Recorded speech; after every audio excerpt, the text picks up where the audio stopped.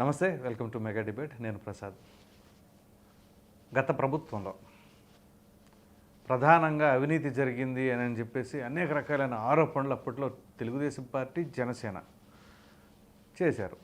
So ఈ క్రమంలో digital payment జరగలేదని, అవినీతి బీభత్సంగా జరిగిపోయింది అని చెప్పేసి, సరే మద్యంలో నాణ్యం విషయం ప్రక్కన పెడితే ముందుగా అవినీతి జరిగింది అని చెప్పేసి ప్రధానంగా ఆరోపణలు చేశారు. మరి అధికారంలోకి వచ్చిన తర్వాత ఆ అవినీతి మొత్తం బయట పెట్టవలసిన బాధ్యత కూడా వాళ్ళపైనే ఉంది. మరి ప్రభుత్వం ఏర్పడి 6 నెలలు దాటింది. మరి దాని పరిస్థితి ఎక్కడి వరకు వచ్చిందో ఎవరికి తెలియదు. మరి ఇప్పటివరకు బయట పెట్టలేదు అని అంటే అవి కేవలం ఆరోపణలుగానే భావించాలా? ఆ విషయం అలా ఉంచితే ఇప్పుడు కూటమి అధికారంలోకి వచ్చిన తర్వాత మరి మద్యం పరిస్థితి ఎట్లాగుంది? ఇప్పుడు మాఫియా జరగట్లేదా? అరికట్టగలిగారా? అట్లాగే ఆ స్థానిక ఎమ్మెల్యేలు వాళ్ళ ప్రభావం ఏమి ఆ మద్యం దుకాణాల మీద లేదంటారా? పర్సంటేజీలు అరగట్లేదంటారా? ఏం జరుగుతుంది? ప్రధానంగా ఏంటి అంటే నాణ్యమైన మద్యం ఇస్తామన్నారు, అలాగే ధరలు కూడా అందుబాటులో తీసుకొస్తామన్నారు. కేవలం 99 రూపాయలకే చీప్ లిక్కర్ ఏదో తీసుకొస్తామన్నారు, దాన్ని తీసుకొచ్చారు. మరి మిగతా బ్రాండ్లు ఆ ధరలు తగ్గించారా? మరి మద్యం బాబులు ఏమనుకుంటున్నారు? ఇవన్నీ కూడా పరిశీలించాలి కదా. ఇప్పుడు ఒక ఆరోపణ చేశారు అంటే ఆ తర్వాత ఒక వాగ్దానం ఇచ్చారంటే ఆ ఆరోపణను నిరూపించాలి, ఆ వాగ్దానం నెరవేర్చాలి. మరి ఈ తరుణంలో ప్రభుత్వం ఏర్పడి 6 నెలలు దాటిపోయి 7వ నెల వచ్చింది. మరి ఆ మద్యానికి సంబంధించిన వ్యవహారం ఎక్కడ ఉంది ఏంటి అనే అంశాలను మనం ఈరోజు చర్చించబోతున్నాం. చర్చలో మనతో పాల్గొనబోతున్న వారు పాదయాత్ర వెంకటేశ్వర రెడ్డి గారు, వైసీపీ అధికార ప్రతినిధి, హేమ్ కుమార్ గారు, జనసేన పార్టీ అధికార ప్రతినిధి, శ్రీనివాస చౌదరి గారు తెలుగుదేశం పార్టీ అధికార ప్రతినిధి, పోతుల బాలకోట గారు అమరావతి జేఏసీ బహుజన నాయకులు. అందరికీ నమస్తే అండి. ముందుగా చౌదరి గారు, చెప్పండి. మీరు ప్రతిపక్షంలో ఉండగా మామూలుగా కాదు, అసలు అంత జరిగిపోతుంది, ఎంత జరిగిపోతుంది, అంత దోచేస్తున్నారు, ఎంత దోచేస్తున్నారు, మద్యం బాబులు బాగా ఇబ్బంది పడిపోతున్నారని మీరు బీభత్సమైన ప్రేమను ఒలకబోసారు. బాగానే ఉంది, మీ మాటలు నమ్మారు, మీకు పట్టం కట్టారు. సరే, నాణ్యమైన మద్యం వదులుతామని ఇప్పుడు బ్రాండ్స్ అన్నీ వదిలేరు, ఓకే, మంచిదే. మరి ఏంటి ఆ మద్యానికి సంబంధించిన కుంభకోణాన్ని మీరు ఎందుకని బయట పెట్టలేకపోతున్నారు?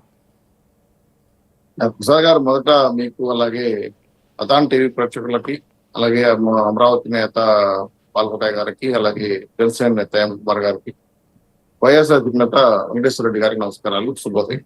నమస్కారం సార్.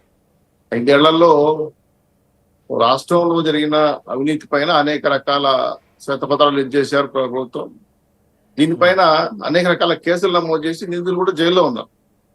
అయితే ఎస్పెషల్లీ మద్యం మేము వచ్చినప్పుడు మద్యం నిషేధిస్తాము, దశల వారీగా నిలిపేస్తాము, 5 స్టార్ హోటల్ ఆపేస్తాము, ఈ మద్యం వల్ల అక్క చెల్లెళ్ళ కుటుంబాలు నాశనం అవుతున్నాయి, తాలిబొట్లు దిగిపోతున్నాయని చెప్పి జగన్మోహన్ గారు చివరికి లాస్ట్ చేతులు ఎత్తేసారు. ఆయన సొంతంగా వ్యాపారం పెట్టుకున్నారు.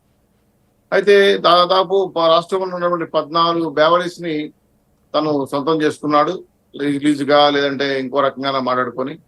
సో డైరెక్ట్ గా ఏదైతే బేవరీస్ నుంచి నేరుగా షాపులకు వెళ్ళిపోతాయి. మధ్యలో డిపో ఉంటున్న విషయం కూడా మర్చిపోయారు. దానికి ప్రభుత్వ లెక్కలు ఉంటాయని కూడా చెప్పి మర్చిపోయారు. సుమారు తాగుబోతుల కార్పొరేషన్ అంటే మద్యం కార్పొరేషన్ ని కుదపెట్టి కూడా 25,000 కోట్ల రూపాయలు 25 ఏళ్లకి అప్పు తీసుకొచ్చిన మహానుభావుడు. తాంటే తాగుబోతులు తాగట్టు పెట్టి అప్పులు తీసుకొచ్చారు. సరే, ఆ మద్యం సంబంధించిన బానిసైన వాళ్ళని మద్యం తాగడం నేరమా తప్ప, అది రెండో విషయం వెళ్తే, ప్రధానంగా ఈ మద్యం కల్తీ మద్యం వల్ల, స్పిరిట్ కలిసి ఇవ్వడం వల్ల, మోతాదు లిథియంస్ ఎక్కువ కలవడం వల్ల ప్రమాదం ఉందని చెప్పి గతంలో చాలా అంశాలపైన తెలుగుదేశం పార్టీ అభిప్రాయం చేసింది. ఆ విధంగానే చాలా మంది నష్టపోయారు, ఆరోగ్యాలు దెబ్బతిన్నాయి. ఇది ఒక రకంగా చెప్పాలంటే మద్యం కాదు, కాలకూట విషయంగా మారిపోయింది. రేట్లు మండిపోతున్నాయి, తాగితే ప్రాణాలకు కూడా గ్యారంటీ లేని విధంగా గతంలో తెలంగాణలో ఒక ఐఏఎస్ ఆఫీసరు, మా ఆంధ్రప్రదేశ్ లో పురంధేశ్వర్ గారు చాలా అంశాలపైన, పట్టాభి గాని అనేక అంశాలపైన కూడా విశ్లేషించి మాట్లాడడం జరిగింది. సరే, తీరా ప్రభుత్వానికి ఏమైనా ఆదాయం వచ్చిందా అంటే లేదు. రేట్లు బాగా పెరిగాయి, అమ్మకం బాగా జరిగింది, లక్షల కోట్ల రూపాయల వ్యాపారం జరిగింది. అయితే ప్రతి సంవత్సరం 18,000 కోట్ల రూపాయలు ప్రభుత్వానికి నష్టం. ఎట్లా? నేరుగా బేవరీస్ నుంచి వితౌట్ అంటే డిపోకి పోకుండా నేరుగా తీసుకొచ్చి షాపులు వేయడం వల్ల, బిల్లులు అలాగే స్కానింగ్ సెంటర్ లేకపోవడం వల్ల మద్యం డబ్బులు ఇచ్చి కొనుక్కోవాలని ఆ డబ్బు నేరుగా వేరే వాళ్ళ పాకెట్లు పోయే పరిస్థితి ఏర్పడింది. ఈ మద్యం మాఫియా వెనకాల చాలా మంది ఉన్నారు. దాని మీద లాగాలని చాలా మంది వెంకటరెడ్డి గనుల్లో వెంకటరెడ్డి లాగా ఇక్కడ వాసుదేవరెడ్డి లాంటి వాళ్ళు చాలా మంది ఉన్నారు కాబట్టి వాళ్ళని అరెస్ట్ చేశారు, జైల్లో పెట్టారు. ఒకరిద్దరు అక్రూలుగా మారారు. వాళ్ళ కింద ఉన్న న్యాయ అధికారులు కూడా ఆధారాలతో సహా బయటకి ఇస్తున్నారు. బేవరేజ్ కంపెనీల పేర్లు కూడా వస్తున్నాయి. దాంతో పాటు ఏ రకంగా మద్యం కలిసి జరిగింది, ఎక్కడ రాష్ట్ర ప్రభుత్వానికి ఇన్ని లక్షల వేల రూపాయలు నష్టం వచ్చిన విషయాన్ని విచారణ చేస్తున్నారు. తొందరలో దోషులు ఎవరనే విషయం కూడా తేలబోతున్నాయి. అయితే ఆలస్యం అవుతా ఉంది, అరెస్ట్ చేయండి అంటే అందరికీ అంత ప్రేమ అయితే మేము ఏం చేయగలం శ్రీకృష్ణ జన్మస్థానం అంటే. కాబట్టి ఖచ్చితంగా జరుగుతుంది. అరెస్టులు అయితే ఎవరైతే పొరపాట్లు చేశారో చేయమంటలేదు సార్, ఆధారాలు బయట పెట్టండి. ఇక్కడ ఏంటంటే బేవరేజ్ కంపెనీలో మద్యం తయారు చేస్తుంటే బిల్లులు అలాగే ప్రొడక్షన్ డేటా వచ్చేది. ఇది ఒక కాంట్రాక్ట్ సిస్టమ్ మీద నేరుగా షాపులకు వెళ్ళడం కోసం ఎక్కడో కొన్ని కంపెనీల్ని కల్తీ చేసుకొని ఆ కల్తీ ద్వారా పూర్తిగా నాణ్యతను పక్కన పెట్టి ప్రభుత్వం ప్రజల ప్రాణాలతో అలగడవాడింది. ఇది మోతాదుకి మించి, అంటే మద్యం ఎక్కడుంది తాగేశారు కదా అంటారు. ఉన్నాయి కొన్ని శాంపుల్ పట్టుకొచ్చారు, శాంపుల్ చేస్తున్నారు. దీనికి ఎక్కడెక్కడ ఏ ముద్రలు, లేబుల్ ఎలా తయారయ్యాయి, లేబుల్ వెనక సబ్స్టిట్యూట్ ఎలా జరిగింది, మార్ఫింగ్ ఎలా, అన్ని అంశాలు కూడా స్ట్రిక్ట్ మా తిరుపతిలో కూడా గోడమ్స్ లో ఎన్క్వైరీ చేశారు. ఆ నిల్వ ఎన్క్వైరీలో కూడా. సో ఇవన్నీ కూడా కొంత ప్రాసెస్ ప్రకారం జరిగి ఎవరైతే దీని వెనకాల ప్రభుత్వానికి ఇన్ని వేల కోట్ల రూపాయలు నష్టం చేశారో వాళ్ళందరినీ కూడా ఇమీడియట్లీగా అరెస్ట్ చేయాలనే ఆలోచనతో కేసు ఎదుగుతాం సార్. తొందరలో మద్యం మాఫియాని ఛేదిస్తాం, ఆధారాలు ప్రభుత్వం ముందుగా ప్రజల ముందు పెడతాం, దోషులు జైల్లో పెడతాం విషయాన్ని స్పష్టంగా బేవరేజ్ తరఫున అలాగే మా యొక్క మంత్రి గారు కుల రవీంద్ర గారు కూడా పరిశీలన చేస్తున్నారు. అలాగే ఈ మధ్య కాలంలో కొత్తగా టెండర్లు కూడా అయ్యాయి. టెండర్లో కూడా కొంత ప్రభుత్వం కాకుండా ప్రైవేట్ వ్యక్తుల దగ్గరికి మద్యం షాపులు పెట్టడం జరిగింది. తద్వారా చాలా అలిగేషన్స్ వచ్చినా కూడా బెల్ట్ షాపులు ఉన్నాయని అవన్నీ కూడా సీఎం గారు డైరెక్ట్గా చెప్పారు. బెల్ట్ షాపులు ఎక్కడైనా ఉంటే తీసేయండి, లేకపోతే నేను ఖచ్చితంగా లైసెన్స్ రద్దు చేస్తాను, 5 లక్షల రూపాయలు పెనాల్టీ వేస్తాను ఫస్ట్ టైం, లేదంటే పూర్తిగా తీసేస్తానని చెప్పి బెల్ట్ తీస్తానని చెప్పి వార్నింగ్ ఇవ్వడం జరిగింది. అదేవిధంగా ఇక్కడ నాకు తెలిసి మా జిల్లాలో చాలా తక్కువ ఉన్నాయి. ఎక్కడ ఓటాలా జరుగుంటే చెప్పలేం కానీ ఓట అభియోగాలు వస్తున్నాయి, ఎక్కడ జరుగుతున్నాయని చెప్పి. కానీ ఎక్కడ కూడా క్షమించడం లేదు. పోలీస్ ఎక్సైజ్ డిపార్ట్మెంట్ కూడా చాలా సీరియస్ తీసుకొని కేసులు నమోదు చేసి ఈ అవినీతి లెక్కలు రాకూడదనే ఉద్దేశంతో ఈ బెల్ట్ షాపులు ఉండకూడదు ఉద్దేశంతో చేస్తున్నాం. ఖచ్చితంగా డిఐడిఎస్ సెంటర్ పెంచడం కాకుండా నాణ్యమైన మద్యం ఉండటం, తక్కువ ధరకు ఆలోచన కూడా చేశారు. కొంతమంది జరుగుతా ఉన్నాయి. అయితే ఒప్పందాల మేరకు వాళ్ళు గతంలో చేసిన బేవరేజ్ కంపెనీలు రద్దు చేసుకున్నాం, కొత్తగా అగ్రిమెంట్ జరుగుతున్నాయి. కాబట్టి టోటల్ గా మద్యం పైన పాలసీని మార్చి ప్రజలకు అనుకూలంగా తెచ్చుకోవాలనే ఉద్దేశంతో మద్యం తాగడం తాపించడం తప్పే కానీ దీన్ని ఎంకరేజ్ చేయ ఉద్దేశంతో తగిన జాగ్రత్తలు తీసుకుని ముందుకెళ్తాం. పాలసీ ప్రకారం ఖచ్చితంగా ఇందులో ఏ లోటుపాట్లు ఉన్నా ప్రజలు, మీడియా వాళ్ళు, ప్రతిపక్షాలను చెప్పుకునే వాళ్ళు సలహాలు చెప్పొచ్చు, సూచనలు ఇవ్వచ్చు. ఖచ్చితంగా దీన్ని మార్చుకొని భవిష్యత్తులో ప్రభుత్వానికి నష్టం రాకుండా ప్రభుత్వానికి ఆదాయ వరంగా మార్చుకునే అవకాశం ప్రయత్నం చేస్తారు. మరి మీ ఎమ్మెల్యేల పరిస్థితి ఏంటి? ప్రమేయం ఏమి లేకుండా ఉంటుందా లేకపోతే ఉంటుందా? ఏ జిల్లాలో అయినా సరే మద్యం కాంట్రాక్టర్లో కానీ మద్యం సిండికేట్లో కానీ ఎంటర్ అయిన ఎమ్మెల్యేల పైన బాబు గారు చాలా సీరియస్ అయ్యారు. డేటా తీసుకొచ్చుకున్నారు. డేటా ప్రకారం అందరికి వార్నింగ్ ఇచ్చి పంపించేశారు. పూర్తి స్థాయిలో ఎవరు మద్యంలో ఎంటర్ కాకూడదని వార్నింగ్ ఇవే కాకుండా ఎవరైనా పొరపాటున ఈ విధంగా చేస్తుంటే మాత్రం వెంటనే కేసులు నమోదు చెప్పారు. చాలా మంది ఎమ్మెల్యేలు దూరంగానే ఉన్నారు. ఇంకా కంటికి కనబడకుండా దొడిదారులో ఎవరైనా ప్రయత్నాలు చేస్తే ఇబ్బంది కాబట్టి రేపైనా బయటపడుతుంది. ఖచ్చితంగా దాని మీద ఎఫెక్ట్ ఉంటుందనే విషయాన్ని చెప్తున్నాం. ఇది కరెక్ట్ అయిన పద్ధతి కాదని మేము చెప్తున్నాం. నష్టపోతాం, మేము చేసుకుంటాం, డబ్బులు ఆదాయంగా వెళ్తాం, బెల్ట్ షాపులు పెడతాం అంటే మాత్రం ఖచ్చితంగా కేసులు నమోదు అవుతుంది. ఆ ఎమ్మెల్యే ఇప్పుడు నాకు తెలిసి ఒక 2-3 ఎమ్మెల్యే వార్నింగ్ కూడా ఇచ్చారు. అది నాకు తెలుసు, బయట చెప్పలేం. కాబట్టి ఇలాంటివి వెళ్ళి కొనసాగితే మాత్రం క్రమశిక్షణ చర్యలు తీసుకుంటాం కూడా వార్నింగ్ ఇవ్వడం బాబు గారు చూసే ఇంటర్నల్ గా మీటింగ్ లో అలానే ముందుకెళ్తాం. కాబట్టి రాష్ట్రంలో ఎక్కడ ఏ ఎమ్మెల్యేలు కానీ పార్టీ నాయకులు కానీ ఈ లిక్కర్ పాలసీలు ఎంటర్ కావద్దని మేము ప్రభుత్వ పరంగా హెచ్చరించాం సార్. అదే జరుగుతుంది అనుకుంటున్నాం. పొరపాటు జరిగితే మాత్రం తెలియజేయండి, ఖచ్చితంగా వాళ్ళంత సీరియస్గా తీసుకున్నారో లేదో. మరి ఒక మహిళా ఎమ్మెల్యే కూడా 10%, 15% వాటా తీసుకుంటున్నారంట దుకాణాల దగ్గర. మరి అది నాకు నిన్నే నా దగ్గరకు వచ్చింది ఇన్ఫర్మేషను. మరి ఏంటి? ఎమ్మెల్యేలు ఎవరైనా అలా సిండికేట్ లో ఎంటర్ అయ్యి వాటా తీసుకుంటే దయచేసి మీరు బయట పెట్టండి. మా పార్టీ నాయకులు కలిసి చర్యలు తీసుకుంటారు. తిరుపతిలో కూడా మా చుట్టుపక్కల 1-2 ఎమ్మెల్యేలు తప్పులు చేస్తే పార్టీ నాయకులు, అధిష్టాన ఇన్ఛార్జి మంత్రులు చెప్పి వాటిని తొలగించడం జరిగింది. అలా ఏమైనా జరుగుంటే మాత్రం అది క్షమించడానికి నేరంగానే భావిస్తున్నాం. అది తప్పు. ఆ విధానాన్ని మేము సమర్థించదలుచుకోలేదు. ఎవరైనా ఎంతటి వారైనా సరే చర్యలు చెప్పడానికి పార్టీ పరంగా పార్టీ నాయకులు సిద్ధంగా ఉన్నారు. ఎవరైనా సరే చేసినా మాత్రం క్షమించే ప్రసక్తే లేదు సార్. రైట్ సార్, మళ్ళీ వస్తాను నేను. హేమకుమార్ గారు నమస్తే అండి. నమస్తే ప్రసాద్ గారు. మీకు ఆదాన్ టీవీ వీక్షకులకు మరియు ప్యానెల్లో ఉన్న మన అందరికి కూడా నమస్కారం తెలియజేస్తుంది. చెప్పండి. నీతి నిజాయితీ ఎక్కడ కూడా నో అవినీతి. మరి పవన్ కళ్యాణ్ గారు పదే పదే చెప్పుకొచ్చేది ఇదే. మరి అటువంటిది మీ ఎమ్మెల్యేలలో కొంతమంది ఈ మద్యం దుకాణాల మీద మరి దాన్ని దాడి అంటారా, హడావుడి అంటారా, ఏం చేస్తున్నారో కొంతమంది చిలక్కొట్టుడు వ్యవహారంలో ఉన్నారు అని సమాచారం. ఏమంటారు సార్? అది ఓకే, అంటే తప్పు మేము కూడా దాచిపెట్టేది పూచిపెట్టేది కాదు, కానీ తను జరిగింది అది పవన్ కళ్యాణ్ గారి దృష్టికి వచ్చింది. అలాంటి వాటిలో ఇంటికి అవ్వద్దని నిజంగానే వార్నింగ్ ఇచ్చారు. కొద్దిగా గెట్టింగ్ కూడా ఇవ్వాల్సిన పరిస్థితుల్లో ఇచ్చారు. దాన్ని కూడా మీరు చెప్పింది ఇంకా తప్పదు కాబట్టి మేము కూడా వాస్తవమే. కానీ దాన్ని ఆయన పవన్ కళ్యాణ్ గారి దృష్టికి రాగానే దాన్ని ఇమీడియట్ గా ఖండించి అలాంటి వాటితో పోవద్దనే సెన్స్ని వాళ్ళకి వార్నింగ్ ఇవ్వడం జరిగింది. సో ఇంకా ఇలాంటి సబ్జెక్టుల మీద ఇంకా మీటర్ అలాంటి జరగవనేసి, ఎందుకంటే మద్యం దుకాణాలు అంటే ప్రతి ఒక్కరికి, ఎందుకంటే గత ప్రభుత్వం వాళ్ళ కనీస క్యాడర్ కన్నా ఈ రోజు క్యాడర్ ఇచ్చారో లేదో అనే విషయం పక్కన పెట్టి క్యాడర్ కూడా లేకుండా మొత్తం నాకే కావాలనేసరికి జగన్మోహన్ రెడ్డి వైఖరి ఏకంగా ప్రభుత్వ దుకాణాలు, ప్రభుత్వంలో ఈ మద్యం దుకాణాలన్నీ పెట్టేసి ఆ విధంగా వెళ్ళిపోయారు. కాకపోతే ఈ రోజు ఏంటంటే అందులో మొత్తం వచ్చింది ఆ రోజు జే బ్రాండ్సే, మొత్తం అన్ని జగన్ బ్రాండ్సే వచ్చినాయి మొత్తం. సో అలాంటి పరిస్థితుల్లో ఈ రోజు అలాంటివి అంటే నాణ్యమైన ఇది కూడా లేదు. ఆ రోజు నాణ్యమైన మద్యం కూడా లేకుండా స్పిరిట్ కంటెంట్ ఎక్కువ, ఆ విధంగా ధరలు ఎక్కువ.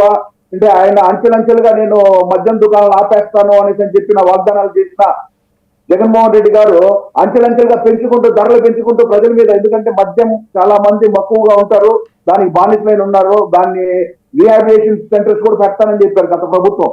అయినా కానీ అట్లాంటివి ఏం లేకుండా మద్యం మీద వస్తున్న ఈవెన్ దో డిజిటల్ పేమెంట్స్ లేకుండా ఎక్కడైనా సరే ఈ రోజు దేశ ప్రధాని ప్రతిష్టాత్మకంగా తీసుకునింది డిజిటల్ పేమెంట్స్ మీద వెళ్ళిపోండి, ప్రతి ఒక్కటి వైట్ లో రావాలనే దీని మీద తీసుకుంటే. కానీ గత 5 ఏళ్ళు జగన్ గారి ప్రభుత్వంలో ఎక్కడా కూడా డిజిటల్ పేమెంట్స్ లేకుండా మొత్తం క్యాష్ అండ్ క్యారీ అలా జరిగినాయి. సో అవంటే ఇంక జరిగిపోయిన వాటికి కాకుండా ఈ రోజు జరిగే ఇదేదైతే ఉందో ప్రైవేట్ షాపుల్లో మద్యం దుకాణాలకి టెండర్లు ఇవ్వడము, వచ్చి పెట్టడము, ఈ రోజు జరుగుతున్న ఆబ్కారీ శాఖ నుంచి ఎక్సైజ్ లో కూడా జరుగుతున్నది. ఎక్కడెక్కడ ఏమేమి జరుగుతుంది చూస్తున్నారు. కానీ ప్రైవేట్ మద్యంలో ఎక్కడ షాపుల్లో ఎక్కడ ఈ కల్తీ మద్యం కానీ అలాంటివి లేదు. డిపోకి వస్తున్నాయి, డిపో నుంచి షాపులకు వస్తున్నాయి. సో అయితే ప్రస్తుతానికైతే మాత్రం ఖచ్చితంగా ఇది జరుగుతూనే ఉన్నదండి. కానీ ఇవన్నీ ఆపే ప్రయత్నంలోనే జరుగుతుంది చూస్తున్నాము. కొంత టైం పడుతుందండి, ఎందుకంటే దీని మీద దర్యాప్తు జరుగుతుంది. గత ప్రభుత్వం ఏం చేసింది అనే దాని మీద కూడా దర్యాప్తు జరుగుతుంది. కొద్ది రోజుల్లో బయటకు వచ్చే అవకాశాలు చాలా వరకు ఉన్నాయి. ఎవరైతే మీరు ఒక మాట అన్నారు, గత ప్రభుత్వ హయాంలో క్యాడర్ కూడా లేకుండా జగన్మోహన్ రెడ్డి గారే మొత్తం లాగేసుకున్నారు అంటున్నారు. అంటే క్యాడర్ తింటే ఓకేనా? అట్టని కాదు సార్, అంటే మామూలు సార్ ఈరోజు టెండర్లు ఇచ్చారు. కొంతమంది మా వాళ్ళు కూడా కొంతమంది టెండర్ లో పాల్గొన్న వాళ్ళు ఉన్నారు, కొంతమంది షాపులు వచ్చిన వాళ్ళు. కానీ ఈ రోజు మాకంటే కూడా వైసీపీ పార్టీ వాళ్ళకి చాలా మందికి మద్యం దుకాణాలు వచ్చినాయి. నేను అట్టగా చెప్పేది నా ఉద్దేశం ఏంటంటే పారదర్శకత కనపడుతుందిగా, మీరు బాధపడాల్సిన అవసరం ఉంది అందులో. బాధపడేది ఏం లేదు సార్, మా బాధపడేది మా పారదర్శకత కనపడుతుంది కదా, నేను దాంట్లో బాధపడడం కాదు. అంటే మామూలుగా కనీసం టెండర్లు మద్యం దుకాణాలకి ప్రైవేట్ టెండర్లు ఇచ్చేస్తే వాళ్ళ మీద దాని మీద వచ్చే ఆదాయాన్ని రాష్ట్రానికి ఎట్లా ఏ విధంగా ఉపయోగించుకోవాలనే దాన్ని ఉండాలి. కానీ దాన్ని ప్రభుత్వ పరంగా తీసుకొని ప్రభుత్వ దుకాణాల్లో పెట్టి చేయడము అదొక పెద్ద మార్పుగా పడింది. మద్యం మీద కూడా చాలా గత ప్రభుత్వం ఓడిపోవడానికి అదొక పెద్ద కారణమైంది. అంతే నేను ఈ విధంగా చెప్పలేదు క్యాడర్ కి అని తెలుసని ఎవరు, ఎందుకంటే వ్యాపార పరంగా చూశారు దానికని క్యాడర్ పరంగా ఎవరు చూడలేదు. కొంతమందికి వేశారు, దాంట్లో రాకపోవడము అది జరిగిన విషయం వాస్తవమే. సో అలాంటి ఆ ఉద్దేశంతో చెప్పాను. కాదు హేమకుమార్ గారు, మీరు చెప్పింది వైసీపీ వాళ్ళకి ఎక్కువ వచ్చినాయి అన్నారు, రైటే. ఈ వైసీపీ వాళ్ళకి ఎక్కువ రావడం పెద్ద తలనొప్పి అయినట్టుంది. ఇంకేముంది, మా ప్రభుత్వంలో మీకు షాపులేంది, మాకు ఇచ్చేసేయండి ఇచ్చేసి. లేదు సార్, పారదర్శకంగానే జరుగుతుంది, అలాంటివి జరగలేదు. మీకు ఇంత ఫస్ట్ చెప్పినట్టు అలాంటి ఎమ్మెల్యేలు కాదు ఈవెన్ ఫస్ట్ జరిగినాయి. హేమకుమార్ గారు ఫస్ట్ షాపులు పెట్టినప్పుడే ఎవరైతే మా పార్టీ అధ్యక్షుడు కానీ అదే విధంగా చంద్రబాబు నాయుడు గారు కానీ పిలిచి ప్రతి ఒక్క ఎమ్మెల్యే గారికి చెప్పారు. కానీ గ్రౌండ్ లెవెల్ అలా లేదు.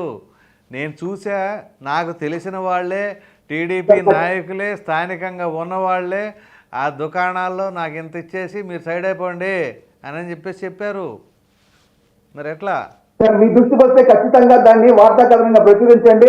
దాని మీద ఖచ్చితంగా ప్రభుత్వం అయితే చర్యలు తీసుకుంటాయి. ఎందుకంటే తప్పు ఎవరు చేసినా, అది మా ప్రభుత్వమా గత ప్రభుత్వం అని కాదు, తప్పు ఎవరు చేసినా తప్పే, దాని మీద చర్యలు అయితే మాత్రం కఠినంగా ఉంటుంది. ఎందుకంటే చంద్రబాబు నాయుడు గారు ముఖ్యమంత్రి గారు చెప్పారు, అదేవిధంగా డిప్యూటీ సీఎం పవన్ కళ్యాణ్ గారు కూడా చెప్పారు. మీరు గతంలో కూడా చూసారు ఆయన తీసుకునే సీరియస్ యాక్షన్ ఎలా ఉంటుంది అనేది కూడా తెలుసు. యాక్షన్ అయితే ఖచ్చితంగా ఉంటుంది. మీరు ఖచ్చితంగా వార్తా కథనం ప్రచురించండి. దానికి ఖచ్చితంగా ఆ ఎవిడెన్స్ తో పాటు ఉంటే ఖచ్చితంగా ఎవరైతే దాని మీద పాల్గొంటున్నారో వాళ్ళ మీద ఖచ్చితంగా చర్యలు అయితే ఉంటాయి. రైట్ అండి, మళ్ళీ వస్తాను నేను. వెంకటేశ్వర రెడ్డి గారు నమస్తే సార్. నమస్తే అండి. సో మద్యానికి సంబంధించి మీరు అధికారంలో ఉండగా బేభత్సంగా ప్రచారం చేశారండి వీళ్ళు. తీరా కట్ చేస్తే ఏం జరిగిందో ఇప్పుడు మనం మాట్లాడుకుంటున్నాం. ఒకటి, ఇప్పుడు మీ దృష్టికి వచ్చింది ఈ ప్రభుత్వంలో ఏదైనా మద్యానికి సంబంధించిన కుంభకోణాలు కానీ లేదా ఎమ్మెల్యేల యొక్క ప్రభావం కానీ మీ నోటీసులో ఉందంటారా? ముందుగా ఆదాన్ టీవీ వీక్షకులకి, ప్యానెల్లో ఉన్న పెద్దలకి, రాష్ట్ర ప్రజలకి, మీకు శుభోదయం. నమస్కారం సార్. ఇందుగలడు అందులేడని ఎందెంత వెతికినా అందంతే గలడు అన్న సామెతగా, సందేహం వలదు అన్న సామెతగా, ఏ ఏ వీధిలో లేదు మద్యం, ఏ ఊర్లో లేదు మద్యం, ఏ గడపలో లేదు మద్యం, ఏ నియోజకవర్గంలో లేదు మద్యం, ఏ మండలంలో లేదు మద్యం, ఏ జిల్లాలో లేదు, ఏ రాష్ట్రంలో, మన రాష్ట్రంలో ఎక్కడ లేదు. ప్రతి చోట గడప గడపకి మద్యం అందుతుంది. వీధి వీధిన బెల్ట్ షాప్ ఉంది, వీధి వీధిన బెల్ట్ షాప్ ఉంది. ప్రతి ఎమ్మెల్యే పర్సంటేజీలు తీసుకుంటూనే ఉన్నారు. పర్సంటేజీలు తీసుకోకుండా 100% క్లియర్ గా ఎమ్మెల్యే ప్రమేయమే లేకుండా ఆ యొక్క వైన్స్ కానీ, ఆ రెస్టారెంట్ కానీ, ఆ బెల్ట్ షాప్ కానీ ఖచ్చితంగా నడవు.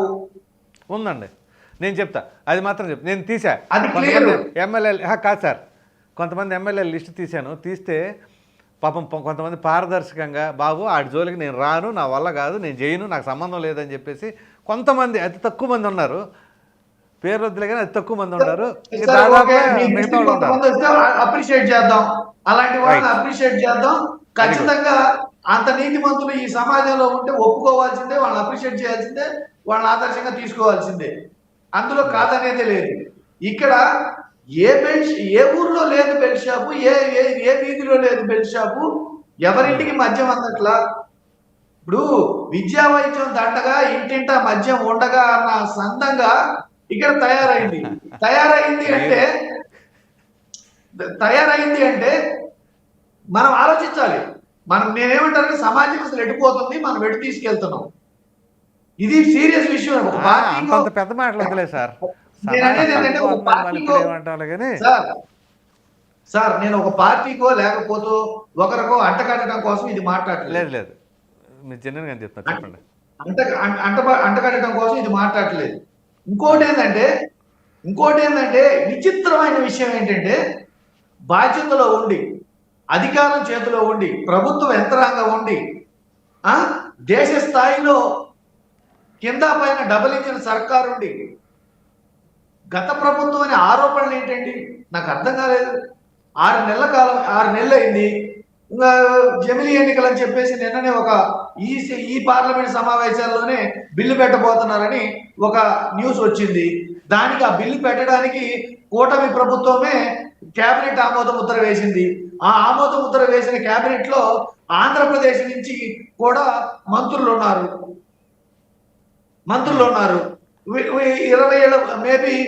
26 నవంబర్ నుంచి 27 ఫిబ్రవరి లోపు ఎన్నికలు రావచ్చు. జమిలీ ఓకే అయితే, బిల్లు పాస్ అయితే ఎన్నికలు రావచ్చు అంటున్నారు. అంటే వీళ్ళకి గట్టిగా 2.5 సంవత్సరాల కాలంలో 6 నెలల కాలం అయిపోయింది. 6 నెలల కాలం అయిపోయింది. 6 నెలల కాలంలో ఇచ్చిన హామీలు ఎట్టిపోయినాయి, చేస్తామన్న పనులు ఎట్టిపోయినాయి, మీ ఆరోపణలు ఎట్టిపోయినాయి, మీరు చెప్తున్న గత ప్రభుత్వంలో చేసిన కుంభకోణాల విషయంలో మీరు తీసుకున్న చర్యలు ఎట్టిపోయినాయి అంటే ఎట్టిపోయినాయి. ఇక్కడ పరిపాలన ప్రభుత్వం, నేను అనేది ఏంటంటే అసలు మీరే చెప్పండి, నేను చెప్తాను, మీరే చెప్పండి. ఇప్పుడు ఏంటి అంటే పేరుకే స్టీరింగ్ వాళ్ళ చేతిలో ఉంది, డ్రైవింగ్ ఏం మీరే చేస్తున్నారంటే ఇంకా దీన్ని ఏమంటారు? అసమర్థత అంటారా? ప్రజలు మీకు అధికారం ఇచ్చారని మీరే చెప్తున్నారు. ప్రజలు మీకు అధికారం ఇస్తే ఎన్నికల ముందేమో ఉద్యోగులంతా మాకే ఓట్లు వేశారు, కౌంటింగ్ ముందు ఎన్నికల తర్వాత ఉద్యోగులంతా మాకే ఓటేశారు, ఉద్యోగ సంఘాలన్నీ వ్యతిరేకంగా ఉన్నాయి, ఉద్యోగస్తులందరూ మాకే ఓటేశారు, మాకు మద్దతు కొన్నాయని చెప్పింది వీళ్ళే. అధికారం వచ్చిన తర్వాత ఉద్యోగస్తులు మాట వినట్లేదు అంటారు.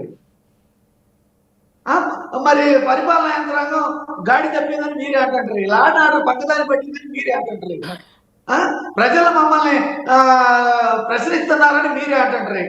మరి అసలు మీరు పరిపాలనలో ఎందుకు ఉన్నట్టు, అసలు ఎందుకు వచ్చినట్టు, అసలు అధికారంలోకి ఎందుకు వచ్చినట్టు, ఏం చేస్తున్నట్టు? ప్రజలు కోరుకున్నారు కాబట్టి వచ్చారు, ఎందుకు వచ్చినట్టు అంటే ఇది ఇంకా బాగుంది. అట్లా కాదుగా, ప్రజలు కోరుకుంటే వచ్చారు కదా. ప్రజలకు ఏమైతే మనం మాటలు ఇచ్చామో, ఏమైతే పని చేస్తామన్నామో, మనకు ఒక లక్ష్యం. ఉదయం లేచిన తర్వాత 8 గంటలకు మీకు ఒక పని ఉంటుంది, నాకు ఒక పని ఉంటుంది, ప్యానెల్లో సభ్యులందరికీ తలా ఒక పని ఉంటుంది. ఈ ప్రభుత్వానికి కూడా ప్రతిరోజు ఒక పని ఉంటుంది కదా. ఆ పని ఏంటి? ఎవరు పని వాళ్ళు చేసుకుంటుంటే గతంలో అది చేశారని ఆరోపణ చేస్తుంటే ఆ ప్రభుత్వం ఏం పని చేస్తున్నట్టు అంటున్నాను. అడుగడుగున ఒక్కొక్క బాంబు పెడతారండి, ఆ బాంబులు పేలుతూ ఉంటాయి, దాని మీద వార్తలు వస్తూ ఉంటాయి, ఈలోపు కొత్త బాంబు వస్తుంది మళ్ళీ. ఇది చెప్పండి. ఇప్పుడు నేను అనేది ఏంటంటే వీటిని ఈ సమాజంలో ఉన్న నేరస్తులను కానీ, ఈ సమాజంలో ఉన్న చెడుని కానీ, ఈ సమాజంలో ఉన్న అస్పృశ్యతను కానీ, ఈ సమాజంలో ఉన్న అన్ని విషయాలని మీరు కనిపెట్టలేకపోతున్నారా, కాపాడలేకపోతున్నారా, పని చేయలేకపోతున్నారా, పనిచేసే వ్యవస్థలు మీ చేతిలో లేవంటారా, లేకపోతే అసలు ఆ ఉద్దేశమే లేదంటారా? అధికారం వచ్చింది కాబట్టి ఆరాంగా కాలం గడుపుదాం అనుకుంటున్నారా? ఇప్పుడు ఇంటింటా ఉద్యోగం అన్నారండి, అందరికి ఉద్యోగాలు వచ్చినాయో లేవో తెలియదు కానీ చంద్రబాబు నాయుడు గారికి వాళ్ళ అబ్బాయికి మంచి ఉద్యోగాలు వచ్చినాయి, పవన్ కళ్యాణ్ గారికి వాళ్ళ అన్నగారికి కూడా ఉద్యోగాలు రాబోతున్నాయి. మరి ఇంటింటా ఉద్యోగాల సంగతి పక్కదారి పట్టింది, మరి నిరుద్యోగ వృత్తి పక్కదారి పట్టింది, మరి కాపు నేస్తం ఏమైంది, మరి వాహన మిత్ర ఏమైంది, ఇట్లా సూపర్ 6 ఏమైంది? ఇప్పుడు ఒక్కడు నవరత్నాలు అమలు జరపగలిగాడు, 3 పార్టీలు కలిసిన కూటమి ఆఫ్టర్ ఆల్ 6 పథకాలు 6 హామీలు అమలు జరపలేకపోతున్నారు. సూపర్ 6 అమలు జరపలేకపోతున్నారు. వద్దనే కదా 6 సూపర్ 6 లో ఆల్రెడీ పెన్షన్ ఇస్తున్నాం, చెప్పండి హేమకుమార్ గారు. తర్వాత మీ మరి నిరాధారమైన ఆరోపణ చేస్తే ఇప్పుడు సంక్రాంతి తర్వాత రాబోయే పథకాలు కూడా ఉన్నాయి. ఒక పథకం కాదు వెంకటేశ్వర రెడ్డి గారు ఎంత డీసెంట్ అంటే మీరు నోరు తెరవగా నన్ను ఆపేశారు. లేదు సార్, నేను అట్లనే కాదు సార్, అట్లా సార్ అలాంటి ఆరోపణ చేస్తుంటే మేము కూడా ఖచ్చితంగా చెప్పాలి కదా సార్. చెప్పండి. అవును సార్, అదే చెప్తున్నా. లాండ్ ఆర్డర్ గాడిలో పడింది, ఉద్యోగస్తులు సక్రమంగా పనిచేస్తున్నారు సార్. ఆయన కరెక్ట్. నేను చాలా సేపు ఓపిక ఉన్నా సార్, కలుపు చేసుకోకూడదని గమ్మునే ఉన్నాను నేను కూడా. కానీ అలా నిరాధారమైన మీకు సమయం ఇచ్చినప్పుడు నేను సమయం ఇవ్వకుండా లాక్కుంటే నా ఆ విధంగా అన్ని చెప్పనివ్వండి. వెంకటేశ్వర రెడ్డి గారు చెప్పండి సార్.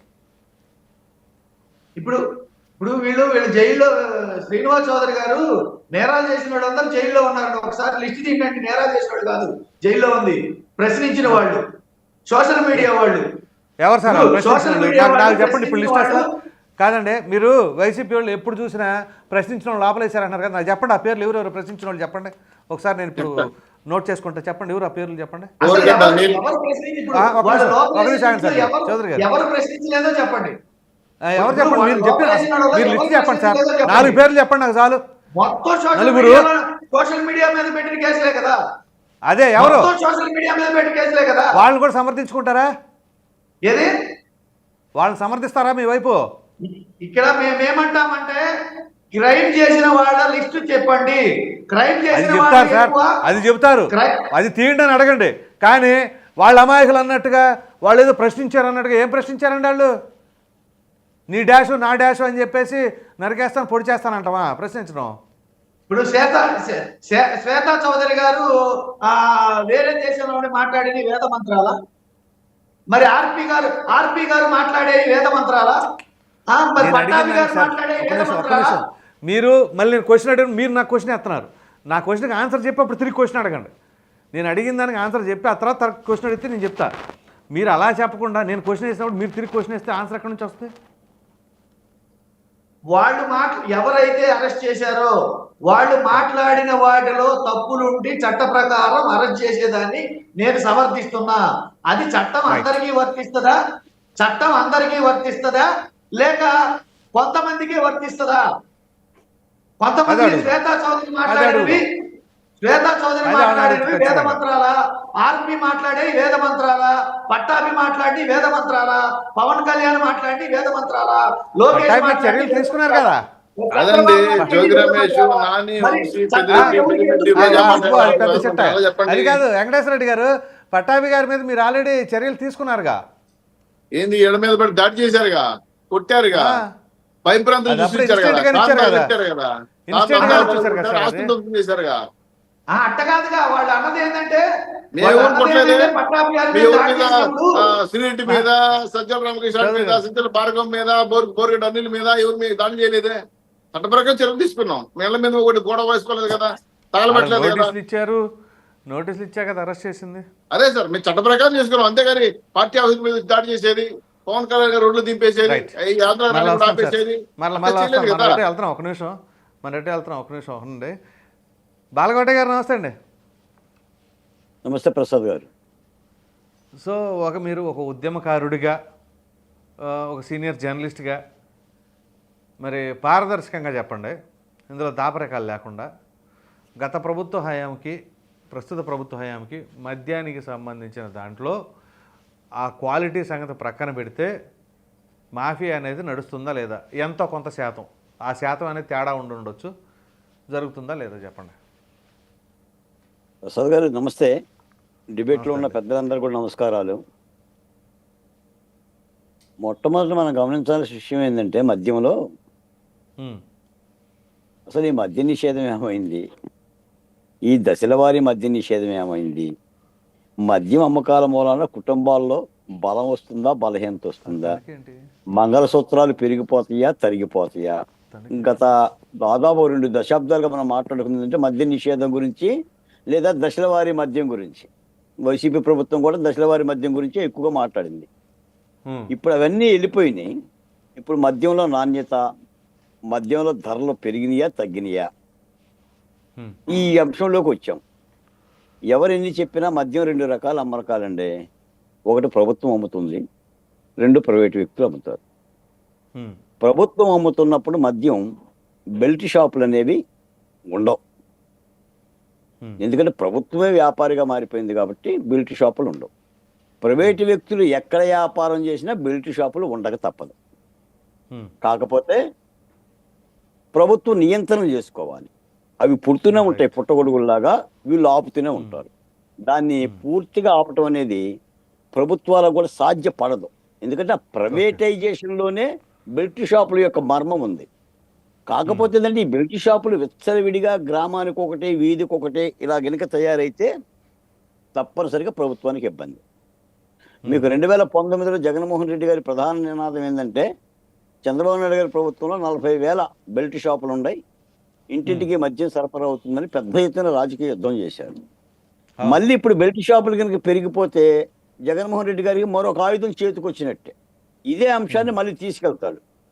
ఇప్పుడు ధరలు తగ్గించామా, నాణ్యమైన మద్యం ఇస్తున్నామా, ఇది కాదు అంశం. విచ్చలవిడిగా గ్రామాన మద్యం పోవటం కానీ, లేదా మద్యంలో ఎమ్మెల్యేల పాత్ర ఉండటం కానీ, దీనిలో అవినీతి జరగటం కానీ ఏమైనా చేస్తే మాత్రం తప్పనిసరిగా ప్రభుత్వానికి మళ్ళీ ఇబ్బందికరంగానే ఉంటుంది. కాకపోతే మీరు ఇందాక అన్నారు చెప్పండి.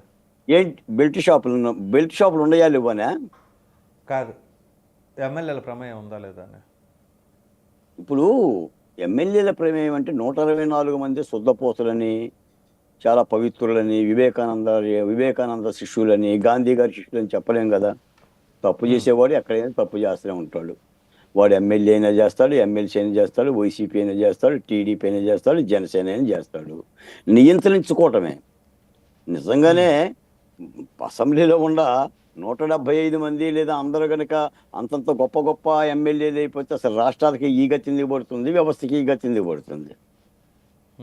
పల్లెలు ఇలా ఎందుకు ఉంటాయి? మనం మాట్లాడుకుంటుంది అంటే తప్పుకి అవినీతికి పార్టీలు ఉండవు, ఆ ఎమ్మెల్యేల యొక్క వాళ్ళ యొక్క బుద్ధి ఉంటుంది. ఇందా శ్రీనివాసరెడ్డి గారు చెప్పారు, మేము 3-4 ఎమ్మెల్యేలు కూడా ముఖ్యమంత్రి గారు వార్నింగ్ ఇచ్చిన నియంత్రణ చేసుకోవటమే.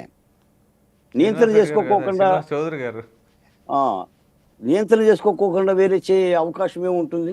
అందుకని తప్పులు ఉంటాయి. నేను ఒక మాట చెప్తా ప్రసాద్ గారు, గత ప్రభుత్వంలో కూడా జగన్మోహన్ రెడ్డి గారి ప్రభుత్వంలో ప్రకృతి వికృతి అని ఒక పట్టికేసినట్టుగా, మంచి చెడు అని ఒక పట్టికేసినట్టుగా ఒప్పులు తప్పులు అని పట్టికేస్తే, జగన్మోహన్ రెడ్డి గారి ప్రభుత్వంలో ఒప్పులు తక్కువ తప్పులు ఎక్కువ ఉండవు కాబట్టే ప్రభుత్వం కూలిపోయింది. ఇప్పుడు ఈ ప్రభుత్వంలో చర్యలు తీసుకున్నవి ఎన్ని, చర్యలు తీసుకోనివి ఎన్ని అని కనుక పట్టికేసుకుంటే, చర్యలు తీసుకున్నవి తక్కువగా కనిపిస్తవి, చర్యలు తీసుకోలేనివి ఇప్పటికీ ఎక్కువగా కనిపిస్తవి.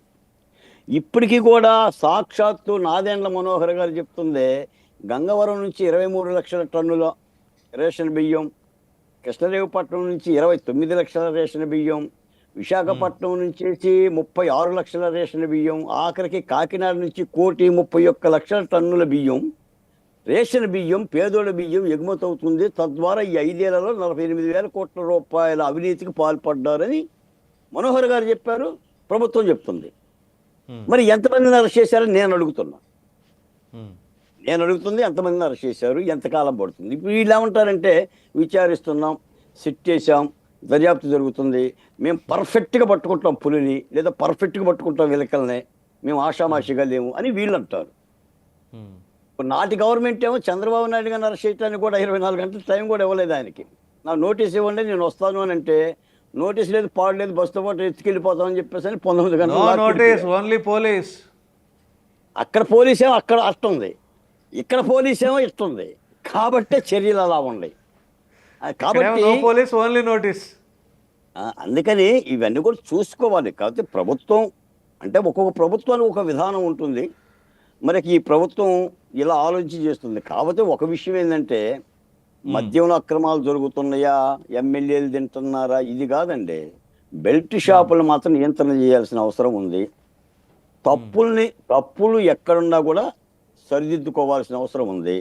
తప్పుల్ని కనుక పెంచుకుంటే మళ్ళీ కూడా మనకి ఇబ్బందికరమైన పరిస్థితి. ఏ ప్రభుత్వానికైనా సరే, నేను పరిపాలన మొత్తం చెప్తున్నా, అది నామినేషన్ పోస్టులైనా, రాజ్యసభ పోస్టులైనా, ఎమ్మెల్సీలైనా ఎవరికి ఇస్తున్నారు, ఏ కులానికి ఇస్తున్నారు, ఎవరిని దగ్గరకు తీస్తున్నారు, ఎవరిని గౌరవిస్తున్నారు, ప్రతిదీ కూడా లెక్కకు లెక్క ప్రజలు ఆలోచించి తీరుతారు. No doubt at all. అది ఏ ప్రభుత్వమైనా ఆలోచిస్తారు. అది జగన్మోహన్ రెడ్డి గారైనా ఆలోచిస్తారు, చంద్రబాబు నాయుడు గారైనా ఆలోచిస్తారు, మీరైనా ఆలోచిస్తారు, నేనైనా ఆలోచిస్తారు. ప్రజలు లెక్కలు కడతారు. కాకపోతే నేను ఇప్పుడు వెంకటేశ్వర రెడ్డి గారు ఒక పెద్ద బాంబు పేల్చాడు. ఈ ప్రభుత్వ కూటమికి పరిపాలన 2.5 సంవత్సరాలే, జమిలీ ఎన్నికలు వస్తున్నాయి, అందులో 6 నెలలు అయిపోయింది, ఇక మిగిలింది 2 సంవత్సరాలే.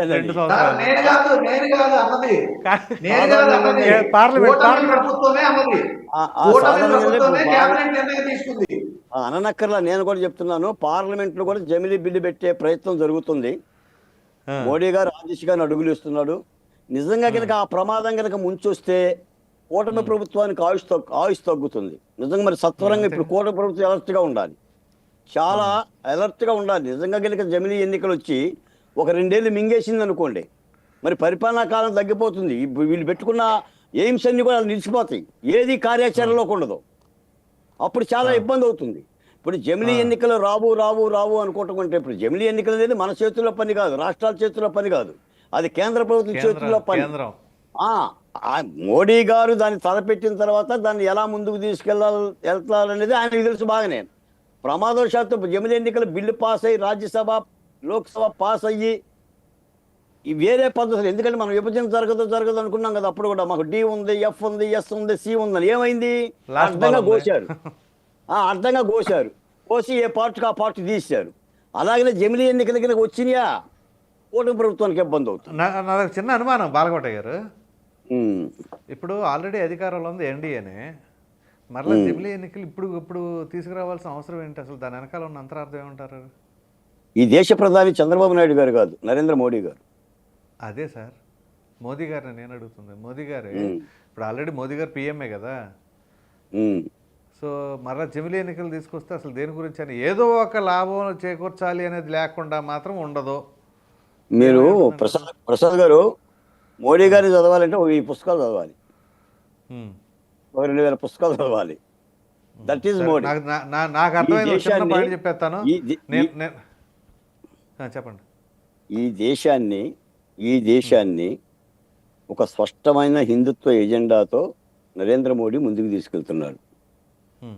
ఈ దేశంలో మరొక పార్టీ లేకుండా చేస్తున్నాడు. ఆయన తీసుకునే నిర్ణయాలు ఇప్పుడు జమిలీ ఎన్నికలైనా ఒకే చట్టం, ఒకే పౌరసత్వం, హిందుత్వ ఎజెండా ఇవన్నీ కూడా చాలా పర్ఫెక్ట్గా మోడీ గారు అమలు చేస్తున్నారు. ఈ రోజున కూటమిలో కూడా ఏమంటే మేము ఆంధ్రప్రదేశ్లో కూటమి ప్రభుత్వం బీజేపీకి ఇచ్చిన సీట్లు ఏంటంటే 10 అసెంబ్లీ సీట్లు, 4 ఎంపీ సీట్లు. What is the possible?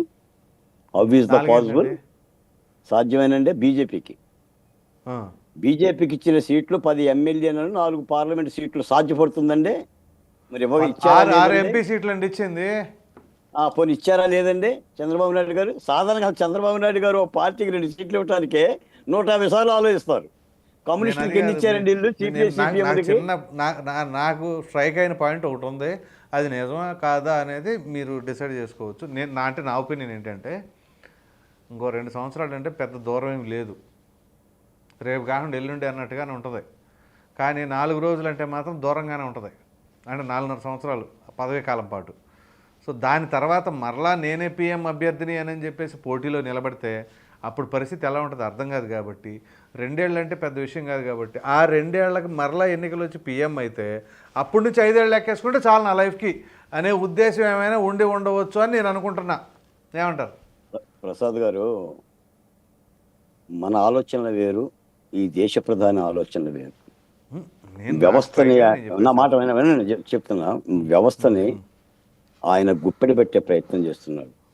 GST యొక్క సారాంశం అదే, నోట్ల రద్దు సారాంశం అదే, ఈ తెస్తున్న జమిలీ ఎన్నికల సారాంశం అదే. ఒకే చట్టం, పౌరసత్వం, ఆఖరికి భారతీయ శిక్షాస్మృతిని మార్చి కూడా ఇంకొక శిక్షాస్మృతిని పెట్టారు. అంటే భారత రాజ్యాంగం యొక్క రూపాంతరమే ఒక విధమైన కల్చర్లోకి వెళ్తుంది. మనం రాజకీయాల్లో పడిపోయి వీటిని గమనించట్లేదు. అదే బాధాకరం తప్ప. ఎందుకంటే మనకి ఏ ప్రభుత్వం అధికారంలో ఉంది, ఏ ప్రభుత్వం గెలిచింది, ఎవరు ముఖ్యమంత్రిగా ఉన్నారు, జగన్మోహన్ రెడ్డి గారు ఉండారా, చంద్రబాబు నాయుడు గారు ఉండారా, పవన్ కళ్యాణ్ గారు ఉండారా, ఈ వ్యాసలో పడిపోయి రాజకీయంగా మనం చేస్తున్నాం తప్ప వ్యవస్థ స్వరూపం మారుతుంది. నేను చివరిగా ఒక మాట చెప్తాను. పరిపాలన ఎలా ఉంది బాలకోటయ్య అని అంటే అసెంబ్లీలో ఎమ్మెల్యేలు, మంత్రులు అడిగే ప్రశ్నకు సమాధానం చెప్తారు. ఈ ప్రశ్న ఉత్పన్నం కాదు. 2, ఈ ప్రశ్నను ఆలోచిస్తాము. 3, ఈ ప్రశ్నపై చర్యలు తీసుకుంటాము అని మంత్రులు చెప్తా ఉంటారు. ఇప్పుడు కూడా మీరు ఏది అడిగినా ఈ ప్రశ్న ఉత్పన్నం కాదు, దీని మీద ఆలోచిస్తాము, దీని మీద చర్యలు తీసుకొనబడతాయి. కూటమి ప్రభుత్వం కూడా ఆ దిశగానే అడుగులేస్తుంది. ఇక ఇంతకు మించి చెప్పడం నెక్స్ట్ రౌండ్ లో మిమ్మల్ని ఒక అద్భుతమైన ప్రశ్న అడుగుతాను, అలాగే ఉండండి. నన్ను ఇలా ఉంచడానికే లాస్ట్ లో పెట్టారు ప్రసాద్ గారు మీరు. అలా జర్నలిస్ట్ అందరికి లాస్ట్ ఇస్తాను సార్. చౌదరి గారు చెప్పండి. సో డిజిటల్ పేమెంట్, ఈ డిజిటల్ పేమెంట్కి సంబంధించి అవకతవకలు జరిగింది. సరే, డిజిటల్ పేమెంట్ జరగకపోతే దానిలో పారదర్శక లోపిస్తుంది అని చెప్పేసి అనుకుంటాం కదా. మరి ఇప్పుడు మీ ప్రభుత్వ హయాంలో డిజిటల్ పేమెంట్ అన్ని చోట్ల జరుగుతుందా? అక్కడక్కడ డిజిటల్ పేమెంట్ లేచిపోయినాయా? ప్రసాద్ గారు, మద్యం షాపుల అమ్మకాల పైన లెక్కలు, పద్దులు ఉండాలని డిజిటల్ పేమెంట్ కానీ, బిల్లింగ్ సిస్టమ్ కానీ, అలాగే లావాదేవీల పైన రసీదులు ఇవ్వాలనే ఉద్దేశంతో మనం డిమాండ్ చేసాం. ఇప్పుడు క్యూఆర్ కోడ్ పెట్టారు, అడిగితే బిల్లు కూడా ఇస్తున్నారు. ఒక 6 బాటలు, సబ్జెక్టు కరెక్షన్ నాకు తెలియదు, 6 బాటల వరకు కొనుక్కోవచ్చు. దీంట్లో ఏంటంటే మెయిన్ గా క్యూఆర్ స్కోర్ చేస్తే కౌంటబుల్ అయిపోతుంది. లేదు పెద్దగా కొనుక్కుంటాం 6 బాటలు అంటే బిల్లు ఎడితే బిల్లు ఇస్తారు. కానీ ఇంత ముందు మారిలాగా క్యాషే ఇస్తేనే మద్యం తీసుకోండి, వితౌట్ క్యాష్ నో మద్యం అనే ఆలోచన లేదు. నాకు తెలిసి మా తిరుపతిలో మేము గమనించిన మా ఫ్రెండ్స్ అంతా కూడా వేసిన చోట్ల ప్రతి చోట కూడా బిల్లింగ్ సిస్టమ్ ఉంది, క్యూఆర్ సిస్టమ్ ఉంది, అలాగే ఫోన్ పేలు కూడా ఉన్నాయి. సో టోటల్గా ఏంటంటే అకౌంటబిలిటీ వచ్చింది. లోకల్ గా ఉన్న డీసీలు అంటే కమిషన్స్ అంటారు వాళ్ళందరూ కూడా రోజు లావాదేవీలు చెక్ చేసి ఏ రోజుకి ఆ రోజు కూడా ఎంత అమ్మకం జరుగుతా ఉంది, ఎంత సేల్ అయిందని డిపోలు రిపోర్ట్ ఇస్తున్నారు. ఎందుకంటే అది వ్యాపారులకు చాలా ముఖ్యం. ఎందుకంటే పండగల ముందు, పండగల తర్వాత అంటే అకేషన్ లో జనరల్ ఫస్ట్ వాళ్ళు చెప్తుంటారు ఎలా ఎంత మద్యం తయారు చేయాలని, డిమాండ్ ఆఫ్ బెవరేజ్ కంపెనీస్ కి. సో దాన్ని బట్టి చూస్తే బిల్లింగ్ లేకుండా అకౌంటింగ్ రాదు, అకౌంటింగ్ లేకుండా సేల్స్ తెలియదు, సేల్స్ తెలియకుండా లాభాలు లేవు. కాబట్టి ఖచ్చితంగా ఇక్వాస్కో జరుగుతుంది. అయినా సరే ఎక్కడైనా పొరపాటుగా అలా కాకుండా ఇవన్నీ తీసేసి పెట్టేసి ఎవరైనా చేస్తుంటే మాత్రం ప్రభుత్వం దృష్టికి వస్తే మాత్రం చాలా పెద్ద ఎత్తున చర్యలు చేపడుతున్నారు. వాళ్ళ మీద యాక్షన్ తీసుకుంటున్నారు, పెనాల్టీ కూడా వేస్తున్నారు. సో నాకు తెలిసి బిల్లింగ్ లేకుండా మధ్య ఎవరు అమ్మటం లేదు, కౌంటింగ్ బట్టి వస్తా ఉన్నాయి, ప్రతి బాటలకి లెక్క ఉంది, దీంట్లో పర్సంటేజ్ కూడా తెలియజేస్తారు. రెండో విషయం ఏంటంటే రెండో పాయింట్ ఏంటంటే ప్రధానంగా బెల్ట్ షాపులు అక్కడక్కడ మొలుస్తున్నాయి. ప్రభుత్వం తరఫున కాదు, ఇప్పుడు ప్రైవేట్ వ్యక్తులకు ఇచ్చారు అంటే నిజమే 1-2 సార్లు జరుగుతున్నాయి. ఎందుకంటే దాన్ని మేము అంతా మేము అన్ని న్యాయం జరుగుతున్నాయి, 99% మేము న్యాయం చేస్తామని చెప్పలేకపోతుంది. ఎందుకంటే 1 or 2% తప్పుదారులు వెళ్తున్నారు లాభాల కోసం. వీటిని కూడా కట్ట చేయడం కోసం వార్నింగ్ ఇచ్చారు, చాలా పెద్ద వార్నింగ్ సార్, మామూలుగా. ఫస్ట్ అయితే 5 లక్షలు పెనాల్టీ వేస్తారు, రెండోసారి అయితే లైసెన్స్ తీసేస్తాడు బాబు గారు. కాబట్టి నాకు తెలిసి ఇంకెవరు సాహసించరు. బెల్ట్ షాపులు కానీ ఎవరైనా పెట్టుంటే మాత్రం మీడియా మిత్రులు దయచేసి బయట తీసుకురండి, కఠిన చర్యలు ఉంటాయి నా ఉద్దేశం. Please sir. రైట్. అయితే ఫైనల్గా ఓ మాట చెప్పండి. ఇందాక పాదయాత్ర వెంకటేశ్వర రెడ్డి గారు అన్నారు ఇంకా 2 సంవత్సరాలే మీకు కాల పరిమితి ఉంది అని చెప్పేసి. ఈ 2 సంవత్సరాలు పోనీ 2 సంవత్సరాలే అని అనుకోండి, దానికి మీరు టార్గెట్ పెట్టుకొని ఈ 2 yearsలో మీరు ఇచ్చిన హామీలన్నీ కూడా నెరవేర్చుకుంటే అది మీకే మంచిది కదా సార్. మీరు కొంచెం మన రాజకీయ పరిధిని దాటి ఏమన్నా జోస్యంలోకి వెళ్ళిపోతామని ఒకటి వచ్చింది. ఎందుకంటే బొబ్బులో నీళ్ళు చూసి ముద్రలు కింద పోసుకోలేం సార్. జమిలీ వస్తుంది, జగన్ వస్తాడు, 5 ఏళ్ళు కళ్ళు మూసుకుంటే జగన్ గారు వస్తారా రారా సెకండరీ వాళ్ళు ఇస్తున్న మాటలు ఆ మైండ్కి మడదలుచుకోవాలా. బాలగౌడ గారు మ్యూట్ చేయండి, అన్మ్యూట్ చేయండి. శ్రీనివాస్ చౌదరి గారు, జమినీ వస్తుంది అంతే, జగన్ వస్తున్నారు కాదు, జమినీ వస్తుంది. ఈ మాట మన చెప్పే మాటలు కదా సార్, వాళ్ళు ఇస్తున్న వాళ్ళ క్యాడర్ కి వాళ్ళు చెప్పుకుంటారు సార్. మనం చేయాల్సింది ఏంటంటే మీకు 2 సంవత్సరాల్లో కాల పరిమితి అయిపోతే ఈ లోపల మీరు ఆ హామీలను ఏ విధంగా నెరవేర్చుకోవాలని ప్లానింగ్ చెప్పండి. అలాగే రాజధాని నిర్మాణానికి సంబంధించి ప్రసాద్ గారు ఎవరు ఊహలు విధంగా ఉండవు. 5 ఏళ్ళు ఎన్డీఏ ప్రభుత్వం ఉంటుంది, జమిలీ వచ్చినా టైం మార్చుకుంటారు, దాంట్లో చర్చలు జరిగాయి, ఒక అభిప్రాయానికి వచ్చారు. కాబట్టి 5 ఏళ్ళు పూర్తిగా ఎన్డీఏ గవర్నమెంట్ ఉంటుంది, మళ్ళా కూడా ఎన్డీఏ గవర్నమెంట్ అది 5 ఏళ్ళు కూడా వస్తుంది. మాకే అనుమానం అక్కర్లేదు. జగన్ అనే వ్యక్తి ఈ రాష్ట్రంలో ఉండడానికి మా అభిప్రాయం. వెంకటేశ్వర రెడ్డి గారు ఇస్తాను ఒక్క నిమిషం. కర్ణాటక చేరిపాడు కాబట్టి కర్ణాటకలో వైఎస్ఆర్సీపీ కర్ణాటక పార్టీ. వెంకటేశ్వర రెడ్డి గారు ప్రశ్న అడుగుతారంట, అడగండి. చెప్పండి. శ్రీనివాస్ చౌదరి గారు చెప్పే మాటలను బట్టి కూటమి ప్రభుత్వం అబద్ధాలు ఆడుతుందని చెప్పేసి ఆయన కన్ఫర్మ్ చేశారు. ఎందుకు ఆ మాట అంటున్నానంటే కూటమి ప్రభుత్వంలో ఉన్న తెలుగుదేశం పార్టీ తరపున ఉన్న కేంద్ర మినిస్టర్లు కేంద్ర ప్రభుత్వంలో కేబినెట్ ఆమోదం తెలిపారు. కేబినెట్ ఆమోదం తెలపడం అంటే రాష్ట్రంలో ఉన్న ఎన్డీఏ కూటమి కూడా ఒప్పుకున్నట్టే కదా. ఒప్పుకున్న దాన్ని అంటే వీళ్ళు శుద్ధ అబద్ధాలు ఆడుతున్నారు, శుద్ధ అబద్ధ ప్రభుత్వం అని ప్రజలు అనుకుంటున్నారు. ఇప్పుడు ఊహల్లో ఉండే ఏం చేయాలి గారు, ఆమోదం తెలిపింది నిజమే, ఇంప్లిమెంటేషన్ ఎప్పుడని చెప్పలా. జమిలీకి ఎన్డీఏ గవర్నమెంట్ ఆమోదం తెలియజేసిందండి, వ్యతిరేకించలేదు మేము. కానీ అది ఎప్పుడు ఓకే అనేది, ఎప్పుడు నుంచి దాన్ని చేయాలనేది మాత్రం చెప్పలా, పెండింగ్ లో ఉంది. అది ఎన్డీఏ గవర్నమెంట్ ఇప్పుడు ఆశలేదు కదా జగన్ బతుకుతున్నాడు, ఎన్డీఏ గవర్నమెంట్ జమిలీకి వస్తామని కాబట్టి అని వాళ్ళు చెప్పుకుంటున్నారు. అదే వాళ్ళ ఆశ ఇప్పుడు నిలుగారిపోతుంది కాబట్టి ఇంకేం చేయాలో ఆలోచించుకుంటారు. శ్రీనివాస్ చౌదరి గారు, జమిలీ వచ్చినా కమిలీ వచ్చినా చెలిం వచ్చినా నాదే విజయం అని చెప్పండి సార్. తెలుగు ఎన్డీఏ కూటమి చెప్పాను కదా, ఎప్పుడు వచ్చినా సరే నేను ఎన్డీఏ కూటమి అధికారంలోకి వస్తుంది, మళ్ళీ ఏ ఎన్నికలైనా ఏ పార్టీ వాళ్ళు ఆ పార్టీ ఆడదే విజయం అంటారు. ప్రజలు ఏం ఆలోచిస్తున్నారు కావాలి కదా. ఆది ప్రసాద్ గారు వాళ్ళు వైనాట్ 175 అని అన్నప్పుడు అంటారు, శ్రీనివాస్ గారు అనకూడదు. నేను మాట అన్న వాళ్ళు ఏమయ్యారో తెలుసు కదా. నేను వస్తుంది ఇప్పుడు మీ నమ్మకం మీకు ఉండొచ్చులే. రైట్. హేమ్ కుమార్ గారు, నేను చాలా కుండబద్దలు కూడా చెప్పా, నెక్స్ట్ 5 ఏళ్ళు కూడా మళ్ళీ ఇండియా గవర్నమెంట్. సో ఇందాక ఏదో చెబుతున్నారు, 1, 2 ఇప్పుడు ఏంటి 2 సంవత్సరాల పదవీ కాలం, మీకు ఉంది 2 ఎంపీ సీట్లు. మరి రాబోయే ఈ 2 సంవత్సరాల్లో మీరు ఏ మేరకు ఈ హామీలు నెరవేర్చి ఈసారి ఎన్ని సీట్లు తీసుకోబోతున్నారు? సార్ మేమైతే జోషులతో చెప్పలేము. రాని ఆ టైం రానింది. దాని ప్రకారం ఇప్పుడు జమిలీ అనగానే రేపు బిల్లు ఆమోదం రావచ్చేమో, కానీ పార్లమెంట్ లో జరగాల, రాజ్యసభలో జరగాల, ఇవన్నీ టైం పడుతుంది. ఏంటంటే ఆమోదం జరగాలి.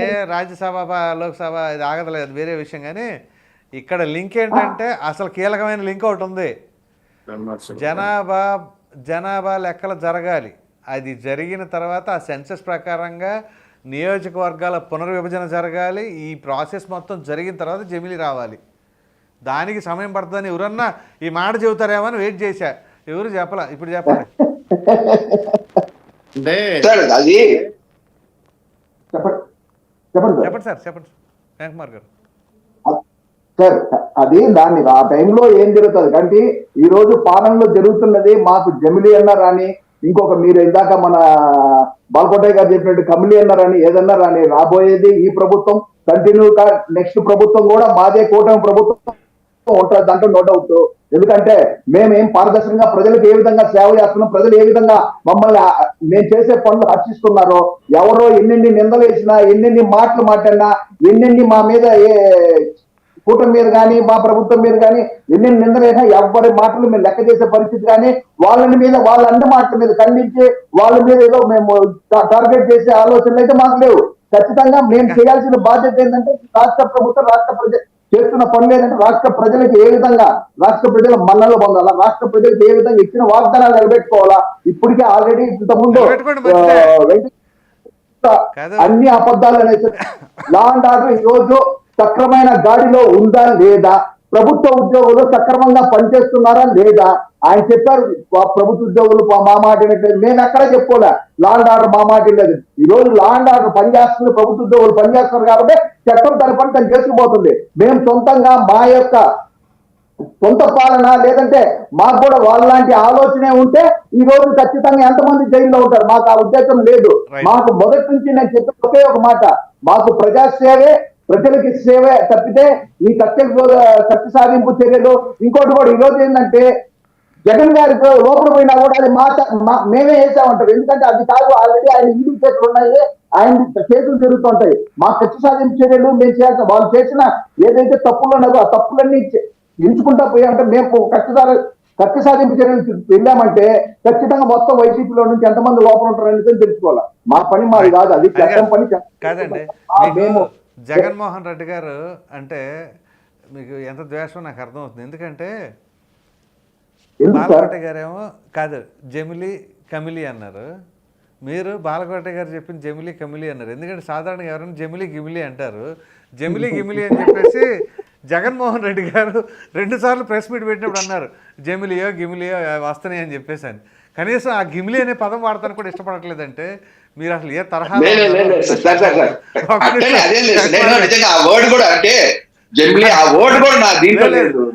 Just kidding. నేనేం చెప్పానంటే సార్ మీకు ఒక మాట గుర్తుందో లేదో, మనము గత డిబేట్ పెట్టుకున్నప్పుడు కూడా కడిగిన ముత్యంలో జగన్మోహన్ రెడ్డి గారు బయటకు వస్తే సంతోషమే కదా. ఒక మంచి వ్యక్తిని రాజకీయాలు మాకు తెలీదా? సార్ మీరు కూడా ఏంటి సార్, వాళ్ళు వైసీపీ లేదంటే మా మీద నిద్ర వేస్తున్నారు. మీకు తెలుసు సార్, మీకు తెలుసు, మీ మనసానికి తెలుసు. నేను వైసీపీ కదా, తెలీదా మీకు? వైసీపీ వాళ్ళు వేసిన ప్రశ్నలాగా మీరు మా మీద ప్రశ్నలు వేస్తున్నారు. మేము ఈ రోజు కూటమి ప్రభుత్వం సార్ కూటమి ప్రభుత్వం ఎంత పారదర్శకంగా పనిచేస్తుంది. రేషన్ బియ్యాన్ని వాళ్ళు చేసిన దోపిడీల్ని ఇంకా వాళ్ళు మేము ప్రభుత్వంలో ఉన్నాం అనుకుని చేసుకుంటే దోపిడీని ఎలా అరికట్టగలిగాము. ప్రతి ఒక్క దాంట్లో లిక్కర్ కానీ మాకు అంటే ప్రభుత్వం నడపాల్సిన దుకాణాలు కావు. ఎవరైతే ప్రైవేట్ వ్యక్తులు నడుపుతున్నారో వాళ్ళు తప్పు చేస్తే వాళ్ళ మీద చర్యలు ఉంటుంది. ప్రభుత్వమే నడిపితే తప్పు చేసి ఎవరి మీద చర్యలు ఉంటారు సార్. ఆ రోజు మద్యం దుకాణాలు నడిపేటప్పుడు ప్రభుత్వం ఒక రేట్ వేస్తే దాంట్లో అమ్మే వ్యక్తులు కూడా 10 రూపాయలు 20 రూపాయలు ఎక్కువ పెట్టి దోచుకున్నారు జనాల్ని. అలాంటి సందర్భాలు ఈ రోజు ఏంటంటే మా శ్రీనివాస్ చౌదరి గారు చెప్పినట్టు ప్రతి ఒక్క చోట డిజిటల్ పేమెంట్స్ జరుగుతున్నాయి. ప్రతి ఒక్క చోట ఆ రోజు డిజిటల్ పేమెంట్స్ లేవు, ప్రతి ఒక్క చోట ఈరోజు డిజిటల్ పేమెంట్ జరుగుతున్నాయి. డిజిటల్ పేమెంట్స్ ఎక్కడెక్కడ జరగట్లేదు నేను తెప్పిస్తాను, అది మీకు పంపిస్తానండి. సార్ మీరు అదే, ఎందుకంటే డిజిటల్ పేమెంట్ చేస్తే ఇంకా మెయిన్ సార్ వైన్ షాపులు గత ప్రభుత్వం ఏం చేస్తున్నారు తెలుసా? గత ప్రభుత్వం డిజిటల్ పేమెంట్స్ జరగాలని కోరుకుంటున్నా నేను కూడా. అది జరగని చోట బాలకోట గారు ఒక నిమిషం, బాలకోట గారు వెంకటేశ్వర రెడ్డి గారితో మాట్లాడి వెంటనే వస్తాను మీ దగ్గరికి. వెంకటేశ్వర రెడ్డి గారు మిమ్మల్ని అడుగుతున్నా ప్రసాద్ గారు, అడగండి. శ్రీనివాస్ చౌదరి గారు, ఈ డిబేట్ లో ఉన్న ముగ్గురు కూడా గమనించండి. మద్యం ప్రైవేటైజేషన్ అయిన తర్వాత, ప్రైవేట్ విక్రయదారులకు ఇచ్చిన తర్వాత డిజిటల్ పేమెంట్స్ అవసరం ఏంటి? నాకు అర్థం కాకుండా అడుగుతున్నా. ప్రభుత్వం అమ్మితే డిజిటల్ పేమెంట్ ఉంటుంది తప్ప ప్రైవేట్ ఇప్పుడు సిండికేట్లు అయ్యి 200 రూపాయలు 300 రూపాయలు అమ్ముతారు అనుకోండి, ఎవరిది బాధ్యత అప్పుడు? దాని మీద ఎక్సైజ్ శాఖ నియంత్రణ ఉంటుంది, అబ్జర్వేషన్ ఉంటుంది. బెల్ట్ షాపుల మీద ఎలా నియంత్రణ ఉంటుంది? వెంకటేశ్వర రెడ్డి గారు, డిజిటల్ పేమెంట్ అవసరమే ఉంటుంది ప్రైవేటైజేషన్ అయిన తర్వాత. ఇప్పుడు వాడు 300 తీసుకున్నాడండి, 300 తీసుకున్నాడు సాక్ష్యాధారం ఉండదు. అదే కాదండి, 400 అమ్మితే అసలు మద్యం దారుడు వెళ్ళండి అక్కడికి. నువ్వు అధిక రేట్లు అమ్మటానికి లేదు. ఎవరు తక్కువ అంత రూల్స్ ప్రకారం ఎక్కడ జరుగుతున్నాయండి? ఆడేదో కాంప్రమైజ్ వేరే ఊరు వెళ్తాను, లేకపోతే కంప్లైంట్ ఇచ్చి ఎక్కడ పోరాడితే ఈ గోలంతా నాకు ఎందుకు అనుకుంటాడు? అప్పటికప్పుడు ఇన్స్టేట్ ఆలోచన మీద ఆడు చేయొచ్చు కదా.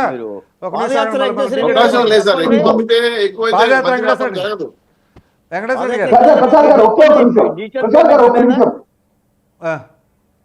చెప్పండి. ఇప్పుడు ఈ రోజు ఓపెన్ గా ట్రాన్స్పరెంట్ గా చెప్పాలంటే సార్ డిపోలకి కంపెనీ నుంచి డిపోలకు వస్తుంది, ఎంత మధ్య వస్తుంది వాళ్ళకి బాధ్యత ఉంటుంది. కంపెనీ వాళ్ళకి అదే విధంగా డిపో నుంచి షాపులకు పోయే వాడికి వాళ్ళకి బాధ్యత ఉంటుంది. ఎందుకంటే ట్రాన్స్పరెంట్ గా అకౌంటబిలిటీ లేకపోతే వాడి చేతి నుంచి డబ్బులు పడతాయి. డిజిటల్ పేమెంట్ అంటే అది డిజిటల్ పేమెంట్ జరుగుతుంది, ప్రతి చోట జరుగుతుంది. గత ప్రభుత్వంలో ఏంటంటే షాపుల దగ్గర వాడిని అడుక్కునేవాళ్ళు.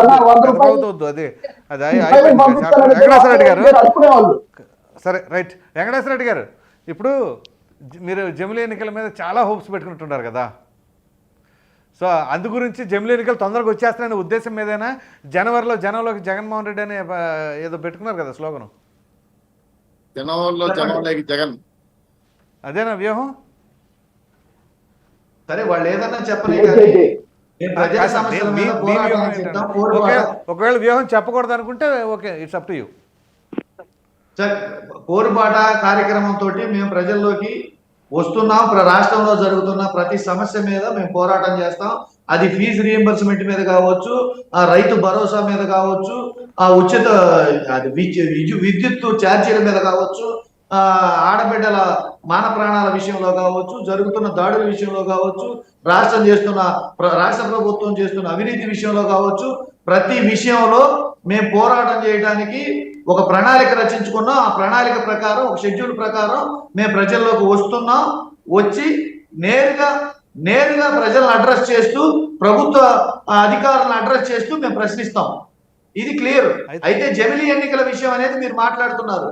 జమిలీ ఎన్నికల విషయం మేము అన్నది కాదండి. వాళ్ళు మాట తప్పితే, సూపర్ 6 లో మాట తప్పినట్టు, డిజిటల్ పేమెంట్ విషయంలో మాట తప్పినట్టు, పరిపాలన విషయంలో మాట తప్పినట్టు, ఈ జమిలీ ఎన్నికల విషయంలో కూడా మాట తప్పి మాట్లాడుతున్నది వాళ్ళు. నిర్ణయం ఒకటి తీసుకొని ఇప్పుడు మీరు ప్రజల్లోకి ఆదరిస్తారా? ప్రజలు మిమ్మల్ని ఏంటండి, ఇప్పుడు మీరు పోరుబాట ఏదో చెప్పారు కదా, వెళితే ప్రజలు మంచిగా ఆదరిస్తారనే నమ్మకం ఉందా మీకు? అసలు ప్రజలు జగన్మోహన్ రెడ్డి ఎక్కడ ఉంటే జనం అక్కడ ఉంటారు, అది మీరు చూస్తారు. ఎరగ తీసేశారు, అది మీరు చూస్తారు. హైలైట్ పాయింట్ ఇదే కాదు మీరు చూస్తారు. అది మీరు హైలైట్ పాయింట్. ఖచ్చితంగా డిబేట్లు కూడా పెడదాం మనం. కాదు హైలైట్ పాయింట్ కాదు, నాకు బాగా నచ్చింది మీ కాన్ఫిడెన్స్. టక్కని మీరు అది నాకు పోస్టులు పెడతారా అని సిద్ధం పోస్టులు ఇప్పుడు పెట్టరు. ఎందుకంటే ఇప్పుడు చేతి నుంచి డబ్బులు వేయాలి, అప్పుడు ప్రభుత్వం నుంచి డబ్బులు వచ్చేది. ఇప్పుడు సిద్ధం పెట్టరు. అది వద్దులేండి, మళ్ళీ ఎటో వెళ్ళిపోతాం. సమయం సమరానికి సై గుర్తు పెట్టుకోండి. సమయం సూపర్ సరదా పడితే సమరానికి సై. వెంకటేష్ రెడ్డి గారు సూపర్ చెప్పారండి మీ మాట. కాదు చంద్రబాబు గారు ఆయన చెప్పే డైలాగ్ సార్. గోల్డెన్ వర్డ్స్ మీరు మిస్ అయిపోతుంటే ఎట్లా సార్ మీరు మీరు లేదు సార్ నాకు భలే నాకు చాలా ఇంట్రెస్టింగ్గా ఉంది నిజంగా ఒక తప్పుడు కూడా అంత కాన్ఫిడెంట్ గా చెప్పగలము అనే కనుకనే అది కనబడుతుంది నాకు బాగా. నాకు ఒక మాట అర్థం కావాలి. వెంకటేష్ రెడ్డి గారు కంక్లూడ్ చేయండి. వెంకటేష్ రెడ్డి గారు జనం కంక్లూడ్ చేస్తా. బాలకోట గారు విసుకోకండి. నేను కంక్లూడ్ చేస్తుంటే వాళ్ళు ఎక్కడ చేయనిస్తున్నారు? చేయండి సార్, నేను చేయండి చెప్పే 4 డైలాగుల్లోనే 6 ఇంటరప్షన్స్. అందుకని నేను చెప్పాను. ప్లీజ్. సమయం సరదా పడితే సమరానికి మేము సై. అబద్ధపు హామీలు ఇచ్చి 4 పార్టీలు కలిసి ఈవీఎంలతో మాయ చేసిన ఈ కూటమి ప్రభుత్వాన్ని వదలతామా? వదలగలమా? ఎప్పుడొచ్చినా సిద్ధంగా ఉన్నారు. ఎప్పుడొచ్చినా ప్రజలు సిద్ధంగా ఉన్నారు. వెంకటేశ్వర రెడ్డి గారు మంచి కథా రచయితగా ఉన్నాడు. బయోగ్రఫీ కాదండి, ఒక్క నిమిషం. మాజీ ఎమ్మెల్యే ఆయన ఎక్కడ వైజాగ్ దగ్గర ఆయన పేరేంటి? ధర్మాన ప్రసాద్ పేరు మర్చిపోయి ధర్మాన ప్రసాద్ ఆయన మాస్టర్ కరణం ధర్మశ్రీ. ఆయన బ్రహ్మాండంగా చెబుతాడు పద్యాలు. అవి ఆయన చాలా బాగుంటాయి ఆయన. సో బాలకోట గారు, సో ఫైనల్గా చెప్పండి సార్. సారీ కొంచెం లేట్ అయింది. ప్రసాద్ గారు, వెంకటేశ్వర రెడ్డి గారు అందరికీ ఒక మాట చెప్పారు, జగన్ ఎక్కడుంటే జనం అక్కడ ఉంటారు అనని. కాదు, జనం ఎక్కడుంటే జగన్ ఎక్కడికి పోతాడు. ఎందుకంటే జగన్ వెంట జనం రావటం అనేది మానేశారు. ఇప్పుడు జనం కోసం జగన్ పోతున్నాడు. కాబట్టే మేము మహాదేవస్థానం పాదయాత్ర చేసినట్టు ఇప్పుడు వాళ్ళు కూడా పాదయాత్ర చేసుకోవాల్సిన పరిస్థితికి వచ్చింది. నేను వెంకటేశ్వర రెడ్డి గారికి ఒక చిన్న సలహా ఇస్తున్నాను. న్యాయస్థానం టు దేవస్థానం పాదయాత్ర చేయండి సార్. ఆ దేవదేవుని పాదయాత్ర జగన్మోహన్ రెడ్డి గారితో చేయించండి, లేదా అరసవల్లి పాదయాత్ర చేయించండి. అప్పుడన్నా చేసిన తప్పులకి క్షమాభిక్ష అడిగినట్టు ఉంటుంది. మేము చేశాం కదా రాజధాని అమరావతి రైతులు, అరసవల్లి పాదయాత్ర, దేవస్థానం పాదయాత్ర. పోతే ప్రసాద్ గారు ఏదో సినిమా డైలాగులు చెప్తే ఒక చిన్న ప్రశ్న అండి మీకు. మీ ఉద్యమ ఫలాలు మీకు హార్ట్ఫుల్ గా చెప్పండి. మీరు హార్ట్ఫుల్ గా చెప్పండి. మీరు మంచి ఉద్యమం చేశారనేది నేను ఒప్పుకుంటాను.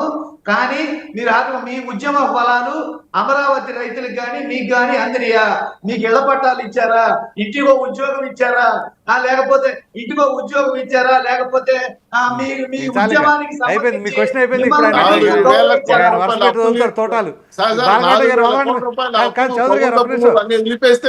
చౌదరి గారు, ఈ బాలకోట గారు చెప్తారు ఆయన మంచి వాక్చాతుర్యం గల నాయకుడు. ప్రసాద్ గారు, ఇవ్వని వాటిని ఇచ్చారు అని నేను చెప్పలేను.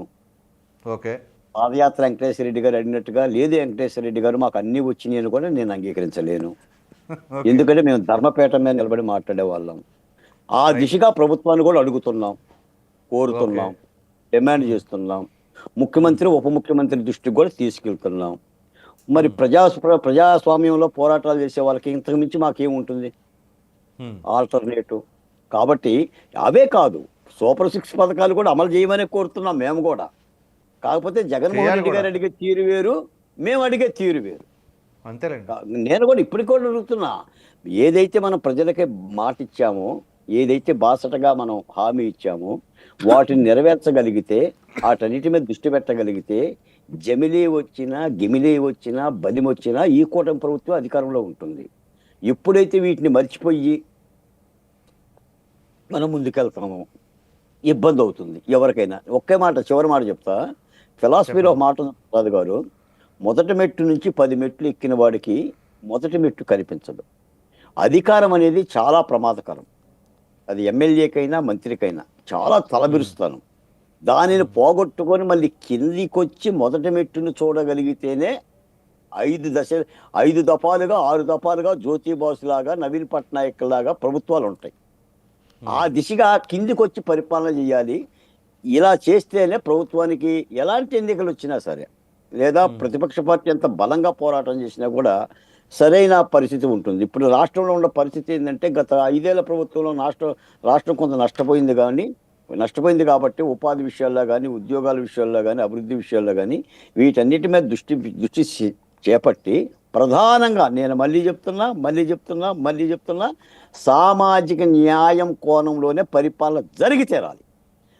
దాని జోలికి గనక వెళ్ళకోకుండా ప్రధాన ఆయుధం అవుతుంది. తప్పనిసరిగా అందరికీ అన్నం పెట్టాలి. కుంతీదేవి 5గురు బిడ్డలకి అన్నం పెట్టేది, అలాగనే పెట్టాలి. ఈ సమాజం ఏంటి, రాష్ట్రం ఏంటి చూసుకొని కూటమి ప్రభుత్వం ముందుకెళ్తే బాగుంటుంది. రైట్. జమిలీ ఎన్నికలు జగన్ అనగానే ముందు కంగారు పడుతుంది ఎవరు అంటే బాలకోటయ్య గారి ప్యానెల్లో. ఎందుకంటే మళ్ళీ అమరావతి ఉనికికే ప్రమాదం అనే భయం ఆయనకు ఉంటుంది కాబట్టి ఖచ్చితంగా ఆ ఆందోళన ఉంటుంది. సరే చూద్దాం ఆ గిమిలీ ఏంటి ఇదేంటి చౌదరి గారు ఏంటి మీ ఫైనల్? సార్ ఇప్పుడు మనం జమిలీ వస్తుంది, అమరావతి నష్టం వస్తుంది, పోలవరం దెబ్బతింటుందని మాటలు అనేవి మనం ఆడుకోవచ్చు కానీ వాస్తవానికి విరుద్ధంగా ఉంటాయి. ఎందుకంటే 5 ఏళ్లలో మేము 164 సీట్లు గెలిచిన కుటుంబ ప్రభుత్వం అన్ని సమంజసంగా చేసి మళ్ళీ అధికారంలోకి వస్తామని చెప్తున్నాం. ఖచ్చితంగా మాకు ఆ నమ్మకం ఉంది. జగన్మోహన్ గారి పోస్ట్ 29 కనపడుతుంది నా ఉద్దేశం. రైట్ సార్, ధన్యవాదాలండి చర్చలో పాల్గొన్నందుకు. శ్రీనివాస్ చౌదరి గారు తెలుగుదేశం పార్టీ అధికార ప్రతినిధి, వెంకటేశ్వర రెడ్డి గారు వైసీపీ అధికార ప్రతినిధి, హేమకుమార్ గారు జనసేన పార్టీ అధికార ప్రతినిధి, అలాగే పోతుల బాలకోటయ్య గారు రాజకీయ విశ్లేషకులు. అందరికీ ధన్యవాదాలండి. మళ్ళీ రేపు కలుద్దాం.